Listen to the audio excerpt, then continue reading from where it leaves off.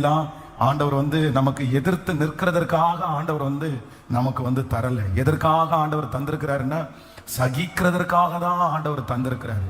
அந்த இடத்துல ஆண்டவர் சில நேரங்களிலே நமக்கு என்ன பண்ணுவாருன்னா, அதான் நீதிமான் நம்முடைய தலையின் மேல் குட்டுகிறது எண்ணெய் வார்த்தது போல இருக்கணுமாமா. ஆனா சிலர் நம்ம என்ன பண்ணுவோம்னா, நமக்குள்ள இருக்கிற அந்த ஈகோ, நமக்குள்ளே இருக்கிற அந்த கோபம் சில நேரத்துல என்ன பண்ணாது அப்படின்னா, தாழ்ந்திருக்க பண்ணவே பண்ணாது. ஒண்ணு நீங்க ரொம்ப நல்லா நினைச்சுக்கோங்க, தாழ்வான இருதயம் உங்களுக்குள்ள இல்லை அப்படின்னா நீங்க எங்க போனாலும் நிலையா இருக்க மாட்டீங்க. எந்த ஆசீர்வாதத்தையும் உங்களால பெற்றுக்கொள்ளவே முடியாது. வேதம் சொல்லுகிறது, அவர் தாழ்மை உள்ளவனுக்கு தான் கிருபை அளிக்கிறார். தாழ்மை உள்ளவனுக்கு தான் கிருபை அளிக்கிறார். பெருமை உள்ளவனுக்கோ அவர் என்ன பண்றாருன்னா எதிர்த்து நிற்கிறார். சிலருடைய ஜென்ம சுபாவமே என்ன அப்படின்னா, அந்த அந்த அந்த தெனாவட்டு மாதிரி சொல்லுவாங்கல்ல, அந்த வைராக்கியம் மாதிரி சொல்லுவாங்கல்ல, அது சிலருடைய ஜென்ம சுபாவமாகவே இருக்கு. அப்படின்னா மாறவே மாட்டாங்க. அவங்க எவ்வளவு ஆண்டவர் உடைச்சாலும், ஆண்டவர் நொறுக்கினாலும், ஆண்டவர் சில சோதனையை கொடுத்தாலும், அந்த நான் என்கிற கர்வம் இருக்கு பாருங்க, நான் என்கிற அந்த விஷயம் இருக்கு பாருங்க, அதுல இருந்து அவங்க காம்ப்ரமைஸ் ஆகவே மாட்டாங்க, தாழ்த்தவே மாட்டாங்க. அப்போ ஆண்டவருடைய பிள்ளைகளை சில நேரத்துல ஆண்டவர் நம்மை அர்ப்பணிக்க, நம்மள அந்த பாதையில நடத்துறது எதுக்குன்னா, நான் என்கிறது மாறணுன்றதுக்காக தான் ஆண்டவர் அனுமதிப்பார். இப்போ வேதம் சொல்லுது, ஆண்டவர் படவிலை ஏறுகிறார். யாருடைய படவிலை ஏறுகிறார்? பேதுருடைய படவிலை ஏறுகிறார். இப்போ அவர் படவிலை ஏறும் போது பொதுவாக அந்த படவிலை இருக்கிற மோஸ்ட்லி ஆண்டவர் ஊழியத்திற்காக அழைத்த மோஸ்ட்லி அந்த தெரிந்து கொண்ட 12 பேரிலே அதிகமான பேர் என்ன தொழில தான் இருந்தாங்க சொல்லுங்களேன்? மீன் பிடிக்கிற தொழில தான் இருந்தாங்க. மீன் பிடிக்கிற தொழில இருக்கிற எல்லாருக்குமே என்ன தெரியும்னா, அந்த போட்டை ஓட்ட தெரியும். அதுல இருக்கிற எல்லாருக்குமே கடலுடைய ஆழம், கடலுடைய வீரியம், இது எல்லாமே யாருக்கு தெரியும் அப்படின்னு சொன்னா, அந்த கூட இருந்த எல்லாருக்குமே மோஸ்ட்லி தெரியும். அப்போ இப்போ வேதம் சொல்லுது, கப்பல்ல ஆண்டவர் ஏறின உடனே நம்மளா இருந்தா என்ன பண்ணுவோம்னு நினைச்சீங்க அப்படின்னா, எனக்கு ஒரு கார் ஓட்ட தெரியும்னு வச்சுங்களேன். நான் எல்போர்டா இருக்கும்போது, இல்லைன்னா எனக்கே அந்த கார் ஓட்டுறதுக்கு கத்து கொடுத்த ஒருத்தர் அந்த கார்ல ஏறாரு அப்படின்னு சொன்னா, பொதுவா 2 விதமா இருக்கு. ஒண்ணு என்ன தோணும்னா, எனக்கு என்ன தோணும்னா, எனக்கு கத்து கொடுத்த வாத்தியாரு இப்ப நான் எப்படி ஓட்டுறேன்னு பாருங்க அப்படின்ற ஒரு மனசு வரும். இல்ல அப்படின்னா என்ன பண்ணுவாங்க அப்படின்னா, நான் அப்படியே இறங்கிட்டு, ஐயா நீங்க தான் ஆசா, எனக்கு நீங்க தான் கத்து கொடுத்தீங்க, நீங்க ஓட்டுங்க அப்படின்னு கொடுக்குறது. அப்போ இப்போ ஆண்டவர் படவிலே ஏறின உடனே அத்தனை பேருக்கும் என்ன தோணி இருக்கும் அப்படின்னா, ஆண்டவரே எங்க படவிலே ஏறி இருக்கிறார். யார் என் படவிலே இருக்கிறாரு? ஆண்டவரே என் படவிலே இருக்கிறார். அவங்களுக்குள்ளே ஒரு டிஸ்கஷன் நடந்திருக்கும். என்ன டிஸ்கஷன்? அது பாருங்க, அத்தனை பேர் ஒதுங்கி இருங்க, யார் தான் ஓட்டுவேன்? ஐயா உள்ள ஏறி இருக்கிறாரு, ஐயாவுக்கு நான் தான் டிராவல் பண்ணுவேன், நான் தான் அவருக்கு டிரைவ் பண்ணுவேன் அப்படின்னு ஒருத்தருக்கு ஒருத்தர் பேசி பயங்கரமா அந்த பெருமையை பேசி, பேதுரு தான் எல்லா இடத்துலயும் முந்திரி கொண்டாச்சு, நான் தான் ஓட்டுவேன் அப்படின்னு சொல்லி ஸ்டேரிங்க பிடிச்சிருப்பான்னு வச்சுக்கலாம். இப்போ வேதம் சொல்லுது, ஆண்டவர் கொஞ்ச நேரம் பார்த்திருப்பார். நம்முடைய ஆண்டவரை பொறுத்த வரைக்கும் அவரா நம்முடைய வாழ்க்கையில வாலண்டியரா, அவருடைய ரட்சிப்பு வாலண்டியரா இருக்கும். அதற்கு பிறகு நம்ம ரட்சிக்கப்பட்டதற்கு பிறகு எல்லா காரியத்திலையும் அவரை நம்ம முக்கியத்துவப்படுத்தணும்னு ஆண்டவர் நினைப்பாரு. அப்படி நம்ம முக்கியத்துவப்படுத்தல அப்படின்னு சொன்னா, அவர் ஓரமா ஒரு இடத்துல ஒதுங்கி நின்னுட்டு இருப்பாரு. அப்ப ஆண்டவர் என்ன பண்ணாரு, இந்த கப்பல்ல அவங்க எடுத்து திறமையை காமிக்க ஆரம்பிச்ச உடனே அவர் கப்பலுடைய அடித்தட்டத்துல போய் அவர் என்ன பண்ணினாரு, நித்திரையா இருந்தார். ஆனா அந்த போட் பாதி வழியில போனதுக்கு அப்புறம் அதற்கு பிறகு அதால நகரவே முடியல. அப்போ ஆண்டவருடைய பிள்ளைகளே, நம்முடைய இருதயத்தில் அக்கிரம சிந்தை கொண்டிருந்தோமே ஆனால், நம்முடைய இருதயத்திலே தாழ்மை என்கிற ஒன்று இல்லாது இருக்குமானால், கண்டிப்பா சொல்றேன், ஆண்டவர் நம்மளை ஆசீர்வதிக்கவே முடியாது. நீங்க ஒரு இடத்துல அல்ல, ஆண்டவருடைய பிள்ளைகளை பொறுத்த அளவுல எல்லா இடத்துலயும் ஆண்டவர் நம்முடைய கௌரவத்தை விட்டு இறங்கணும்னு ஆண்டவர் நினைப்பாரு. சிலருக்கெல்லாம் ரொம்ப ரோசம் வரும் அப்படின்னா, மூக்கு மேல கோபம் இருக்குன்னு சொல்லுவாங்க பாருங்க. அவ்வளோ ரோசம், அவ்வளோ என்ன அவன் என்ன அப்படி, இவன் என்ன இப்படி, இது என்ன இப்படி, ஏன்பா கொஞ்சம் இறங்கி போலாம்ல, கொஞ்சம் தாழ்ந்து போலாம்ல. யாருக்காக? ஆண்டவருடைய காரியத்திற்காக தானே. ஆண்டவருடைய பிள்ளை அல்லவா நீ ஊழியம் செய்கிறவன் அல்லவா, நீ ஆண்டவருக்கு இவ்வளவு நாள் 67 நாள் ஜெபத்துல கலந்து கொள்ற பிள்ளை அல்லவா. ஆனா என்ன இருக்காது அப்படின்னு சொன்னா, அந்த தாழ்மை அப்படின்றது ஒரு சின்ன பிட்டு கூட இருக்காது, கொஞ்சம் கூட இருக்காது. நான் சொல்றேன், அப்படி இருக்கிற ஆண்டவருடைய பிள்ளைகள் யாருமே, உங்களை சொல்றேன், நான் நீங்க கர்த்தருடைய வார்த்தையை சொல்றேன், நீங்க நிச்சயமா சொல்றேன், இந்த 67 நாட்களும் பேசப்படுகிற வாக்குத்தத்தங்கள் உண்மையிலே உங்களுக்கு வீணா போயிடும். அது பிரயோஜனமே இல்லை.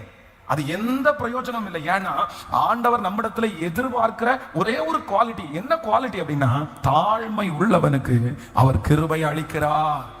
தாழ்மை உள்ளவனுக்கு தான் ஆண்டவர் கிருபை அளிக்கிறார். பெருமை உள்ளவனுக்கு தேவன் எதிர்த்து நிற்கிறார். அதான் தேவாலயத்துக்குள்ள 2 பேர் போறாங்கல்ல, ஒரு ஆண்டவரை ஆசீர்வதிக்கணும்னா யாரதான் ஆசீர்வதிக்கணும்னா, தசமபாகம் ஒழுங்கா கொடுத்தவங்க, ஆலயத்திற்கு ஒழுங்கா வந்தவங்க, நல்லா ஜெபம் பண்ணவங்க, அவங்களதானே ஆண்டவர் ஆசீர்வதிக்கணும். அதுதானே ஆண்டவருடைய சித்தம். ஆனா அவர் ஜெபம் பண்ணது உண்மை, அவர் காணிக்கை கொடுத்தது உண்மை, அவர் ஊழியம் செஞ்சது உண்மை. ஆனா எல்லாம் இருந்தும் உள்ளுக்குள்ள என்ன தெரியுமா, ஒரு ஹெட் வெயிட். அந்த தலக்கணம் சொல்லுவாங்கல்ல, அந்த தலக்கணம் இருக்குது. என்ன தலக்கணம் அப்படின்னு சொன்னா, நான் எல்லாத்துலயும் சரியா இருக்கிறேன், யார போல இல்ல, யார போல இல்ல, அந்த மனுஷனை போல இல்ல. கேட்டாங்களா யாராவது ஒருத்தர்? உன்ட்ட யாரு கேட்டா? நீ சரி, நான் ஆண்டவரே என்ன இந்த மாதிரி நீங்க ஆசீர்வதிச்சீங்க, நான் பரிசுத்தமா வாழ்ந்தது உங்க கிருபை, நான் காணிக்கை செலுத்தினது உங்க கிருபை, நான் ஆலயத்திற்கு வந்தது உங்க கிருபை, உங்க சத்தியத்திற்கு கீழ்ப்படிஞ்சது உங்க கிருபை, நீங்க கிருபையா எனக்கு அந்த அபிஷேகத்தை தந்தீங்க, நன்றின்னு சொல்றதை விட்டுட்டு இவர் என்னமோ இவர் தான் எல்லாத்தையும் செஞ்சது மாதிரி, அவனை மாதிரி நான் இல்ல, அவனை பாருங்க ஒண்ணுக்கும் லாயக்கு இல்லாதவன், சென்டர்ல சர்ச்சில் நிக்க முடியாம ஓரத்துல ஒதுங்கி நிக்கிறான். உடனே வேதம் சொல்லுது, அவன் அல்ல இவனே நீதிமானாக்கப்பட்டவனாய் கடந்து போனான்.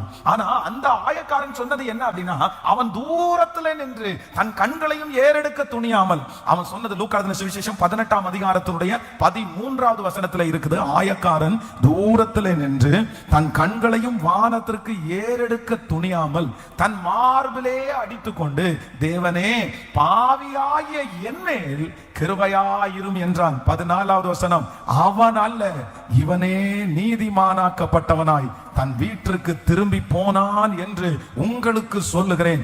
ஏனெனில் தன்னை தாழ்த்துகிறவன் தன்னை உயர்த்துகிறவன் தாழ்த்தப்படுவான், தன்னை தாழ்த்துகிறவன் உயர்த்தப்படுவான் என்றார். ஹல்லேலூயா. அதனால ஆண்டவர் சில நேரங்களில் நமக்கு சோதனையை கொடுக்கிறது எதுக்காக தெரியுமா? பாடுகளை அனுமதிக்கிறது எதுக்காக தெரியுமா? வியாதிகளை அனுமதிக்கிறது எதுக்காக தெரியுமா? நம்மளை என்ன பண்ணும்படியாகனா, நம்மளை தாழ்த்தும்படியாக. அதனால யாருக்காக ஆண்டவர் சொல்றாருன்னு தெரியல, ஆனா இந்த சத்தியம் நிறைவேறும். கர்த்தர் உங்க மேல பெரிய பிரியமா இருக்கிறார், உங்க மேல நிறைய தாளந்துகளை ஆண்டவர் வச்சிருக்கிறார்.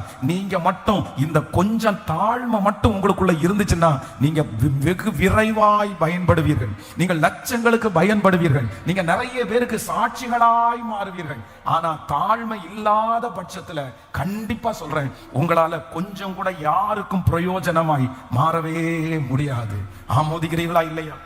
நம்முடைய பிள்ளைகளை கூட சின்ன வயசுலயே அவங்களுக்கு என்ன ஒட்டி இருக்கும்னா, பெருமை ஒட்டிடும். அதுவும் நீங்க கார்ல போனீங்கன்னு வச்சுக்கோங்களேன், உடனே பிள்ளைகளுக்கு பெருமை வந்துடும்.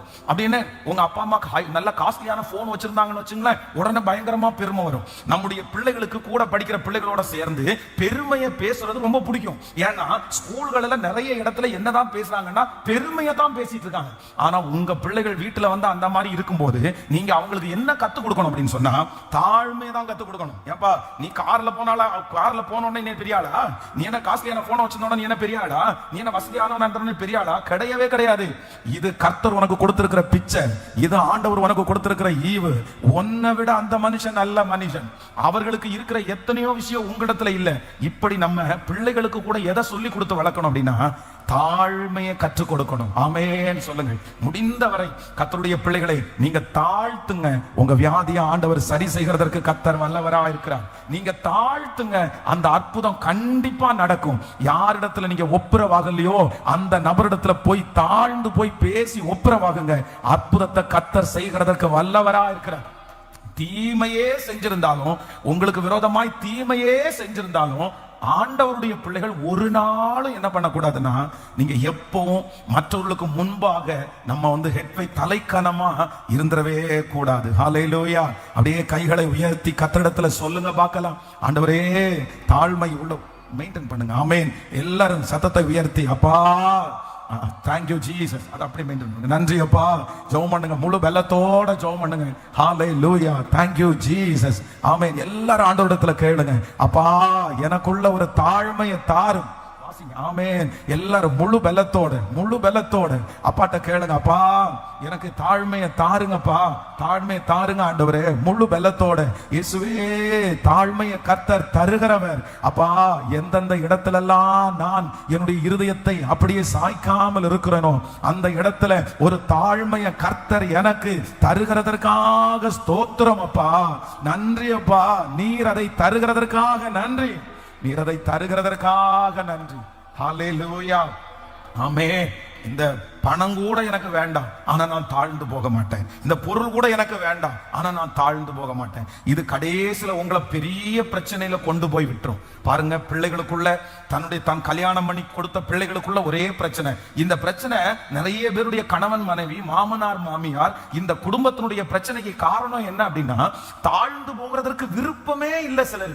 சிலருக்கு விருப்பமே இல்லை. என்ன அவன் என்ன பெரிய இவனா, அவன் வேணா தாழ்ந்து வரட்டுமே, இவன் என்ன தாழ்ந்து போட்டுமே. ஆண்டவருடைய பிள்ளைகள் எப்படிங்க இப்படி சொல்ல முடியும்? ஆண்டவர் எவ்வளவு தூரம் நம்மளுக்கு ஆண்டவர் தாழ்த்தி இருக்கிறார் தெரியுமா? மரண பரியந்தம் அவர் நம்மை தாழ்த்தினார். அவர் தேவனுடைய குமாரனா இருந்தும் அவர் நம் நிமித்தமாய் அவர் மரண பரியந்தம் நம்மை தாழ்த்தினார். அதனாலதான் நம்ம இவ்வளவு பெரிய ரட்சிப்பு அடைஞ்சிருக்கிறோம். இல்லைன்னா இந்த ரட்சிப்பு நமக்கு கிடைச்சிருக்காது. அதனால ஆண்டவருடைய பிள்ளைகள் கர்த்தரிடத்துல தாழ்மை எனக்கு கிருபையாய் கர்த்தர் தருவீராக. ஆமென். இல்லைன்னா அந்த காரியத்தை ஆண்டவர் சரி பண்ணவே முடியாது. ஆமென். இந்த ஜபத்துல, இந்த 100 நாள் ஜபத்துல ஆண்டவர் என் கூட பேசினாரு. அதனால சாரி பிரதர் அப்படின்னு சொல்றதுல தப்பு இல்லை, சாரி சிஸ்டர் அப்படின்றது தப்பு இல்லை. அப்படின்னா தன்னுடைய கணவனாரை பார்த்து சாரி, மனைவியை பார்த்து சாரி, மாமியாரை பார்த்து அது சொல்றது எந்த விதத்திலையும் தவறல்ல. அதான் பாஸ்டர் பாலியங்கிச்சோ அவருடைய திருச்சபையில 8 லட்சம் பேர் வர்றாங்களாம். அவர் இன்னைக்கு இறந்துட்டாங்க. அவர் ஊழியம் செய்யும் போது 8 லட்சம் பீப்புள். அவர் மிகப்பெரிய தேவனுடைய மனுஷன். ஆனா அவ்வளவு ஜனங்கள் அவருடைய திருச்சபைக்கு அவர் அவரா ஆசைப்பட்டு ஒரு பொண்ணுக்கு மாப்பிள்ளை பார்த்தாருன்னா அவர் சர்ச்சில் ஒரு யூத் பிள்ளைக்காம என்னமோ தெரியல, அந்த பொண்ணு அவருக்கு ரொம்ப பிடிக்குமாம். அந்த பிள்ளையினுடைய அழகு ரொம்ப பிடிக்குமாம். அதனால அழகான பிள்ளையா இருக்கிறதுனால இந்த சர்ச்சிலேயே ஒரு அழகான மாப்பிள்ளை, ரொம்ப ஆண்டவரோட நடக்கிற ஒரு மாப்பிள்ளைய கல்யாணம் பண்ணி வைக்கணும்னு சொல்லி இவரே மாப்பிள்ளை பார்த்து இவரே அந்த திருமணத்தை அவ்வளவு கிராண்டா நடத்தி வச்சாராம். அவ்வளவு சந்தோஷமா நடத்தி வச்சாராமா. பரவாயில்ல. 8 லட்சம் பேர் இருக்கிற அந்த திருச்சபையில திடீர்னு பாத்தீங்கன்னா 6 மாசத்துக்குள்ள அந்த பிள்ளைய சர்ச்சுக்குள்ள கூட்டிட்டு வர்றாங்க. இப்படி கோணி போய் கை திரும்பி ஸ்ட்ரோக் ஜொல்லு அடிச்சுட்டு பிள்ளைய கூட்டிட்டு வராங்களாம்.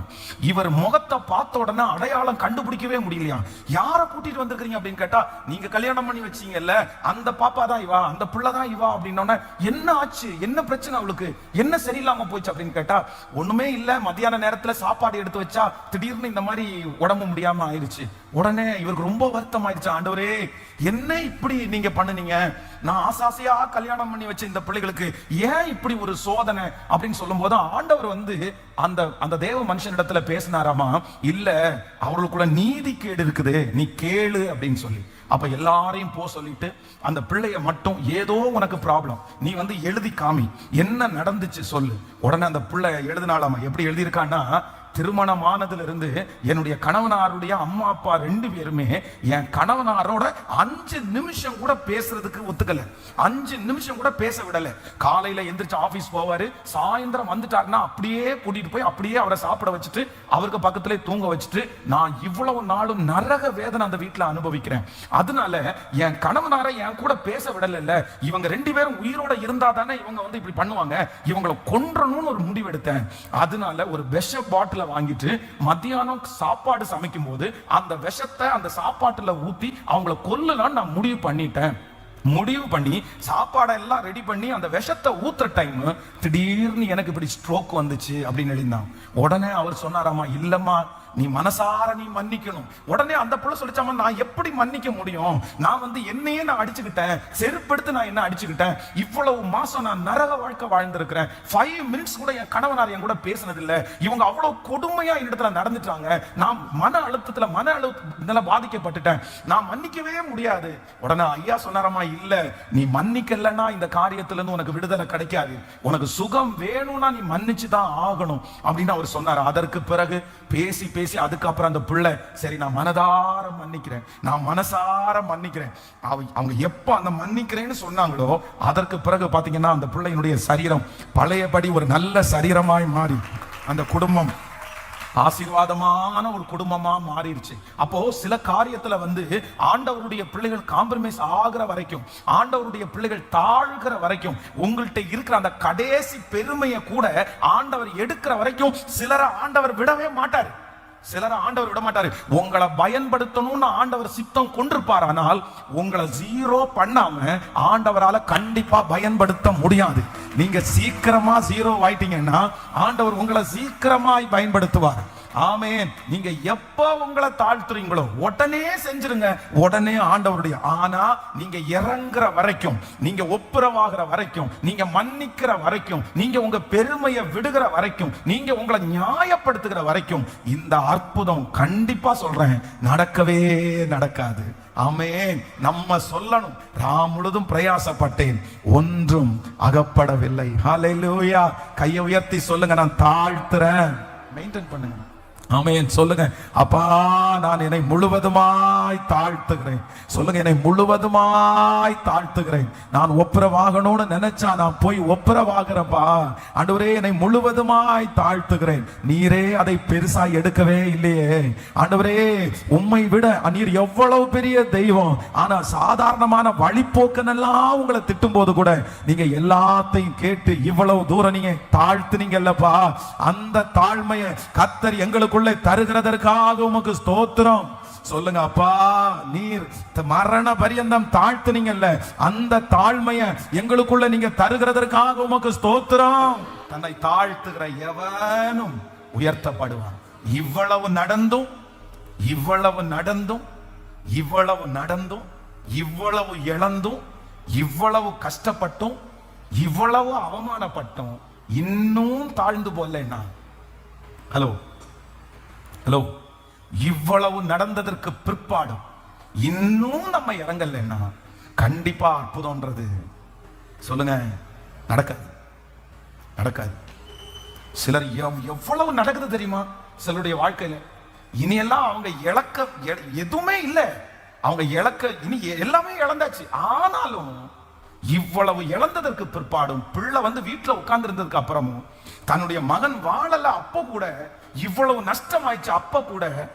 அப்ப கூட என்ன அப்படின்னா, நான் என்ன பண்ண மாட்டேன், நான் இறங்க மாட்டேன், நான் இறங்க மாட்டேன், நான் பேச மாட்டேன், நான் அப்படியேதான் இருப்பேன். அப்ப நான் என்ன பண்ண முடியும்? ஆண்டவரும் சில நேரத்துல என்ன பண்ணுவார் அப்படின்னா, கர்த்தர் அமைதியா, ஆண்டவர் அமைதியா விட்டுவார். சரிப்பா சரிப்பா, நீ அப்படியே இருப்பா, நீ அப்படியே இருப்பா, உன் கோபம் உன்னோட இருக்கட்டும்பா. ஆண்டவர் யோனாவை நிறைய டைம் ப்ளீஸ் பண்ணி பார்த்தாரு. ஆண்டவர் நிறைய டைம் ப்ளீஸ் பண்ணி பார்த்தா, டேய் இப்படி இருக்காதடா, நல்லது இல்லடா, நீ இப்படி இருக்காதடா, நீ உன்னை எவ்வளவு பெரிய கிருபையா உன்னை கூட்டிட்டு வந்திருக்கிற, நீ கொஞ்சம் தாழ்ந்து போடா, இந்த எரிச்சல் உனக்கு ஆகாதுடா, இந்த கோபம் உனக்கு ஆகாதுடா, நீ எதுக்கு கோபப்படுற, நீ எதுக்கு எரிச்சல் படுற, உனக்கு இப்ப என்ன நடந்து போயிடுச்சு, கொஞ்சம் இறங்கி போப்பா, கொஞ்சம் இறங்கி போப்பா. அதுக்காக அந்த யோனாவை படிப்பிக்கிறதுக்கு ஆண்டவர் எத்தனையோ காரியத்தை செஞ்சாரு. ஆனா கடைசி வரைக்கும் யோனா எப்படிதான் இருந்தாரு? யோனா எப்படிதான் இருந்தாரு? எரிச்சல தான் இருந்தாரு. ஆண்டவர் கடைசியில கேட்கிறாரு, நீ இந்த ஆமணக்குக்காக எரிச்சலா இருக்கிறது நல்லதோ? இது உனக்கு நல்லதாப்பா?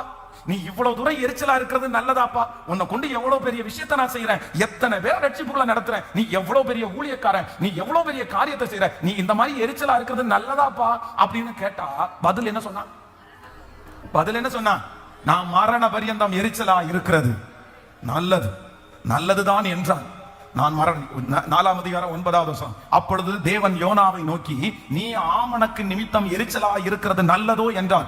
அதற்கு அவன், நான் மரண பரியந்தம் எரிச்சலா இருக்கிறது நல்லதுதான் என்றான். இனி உங்க பாடு. அவ்வளவுதான். ஆண்டவர் அதுக்கு அப்புறம் பேசுறதை என்ன பண்ணிட்டாரு? ஃபுல்லா நிப்பாட்டிட்டாரு. அதுக்கு பிறகு யோனாவுக்கும் ஆண்டவருக்கும் சம்பந்தமே இல்லை. சரிப்பா, நீ மரண பரியந்தம் எரிச்சலாயிரு, நான் உன்னை விட்டுறேன், நான் வேற ஆளை பாத்துறேன்னு சொல்லி அதோட அந்த சாப்டரே முடியுது. பிரதர் சிஸ்டர், யாரோ ஒருத்தருக்கு ஆண்டவர் பேசிட்டு இருக்கிறாரு.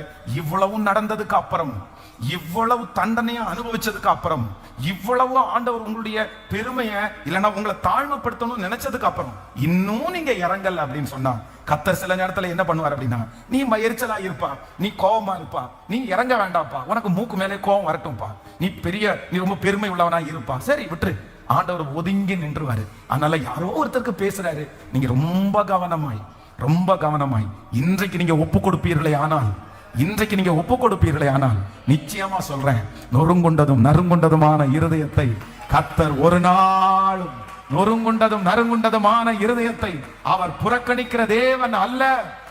தாழ்மை உள்ளவனுக்கு கிருபை அளிக்கிற கர்த்தர். ஆவியின் மீது என் இந்த அன்பு ஒன்றும் புரியலையே, சித்தம்